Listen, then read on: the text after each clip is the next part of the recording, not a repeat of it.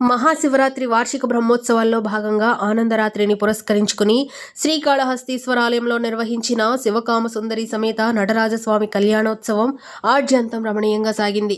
దక్షయజ్ఞ సమయంలో సతీ వియోగంతో పరమేశ్వరుడు యోగ ధ్యానంలోకి వెళ్లడంతో సర్వలోకాలు తల్లడిల్లిపోయాయి. అదే సమయంలో తారకాసురుడు అనే రాక్షసుడు శివుని సంతానంతో మాత్రమే మృత్యువు పొందే విధంగా వరాన్ని పొందుతాడు.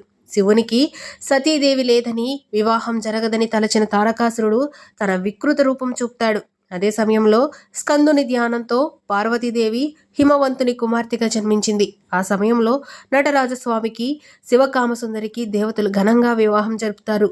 ఈ వేడుకలను ముక్కంటి ఆలయ ప్రాంగణంలోని 16 కాళ్ల మండపం వద్ద అనువంశిక ప్రధాన దీక్షా గురుకుల్ స్వామినాథన్ సంకల్ప పూజలు ప్రారంభించి ఆగమోక్తంగా వివాహ క్రతువు జరిపారు. అర్చకులు శ్రీ శివకామసుందరి సమేత నటరాజస్వామికి వివిధ పూజా ద్రవ్యాలతో అభిషేకాలు జరిపి విశేష స్వర్ణాభరణాలతో ఉత్సవ మూర్తులను అలంకరించారు. అనంతరం చతుర్మాడ వీధుల్లో ఊరేగించారు.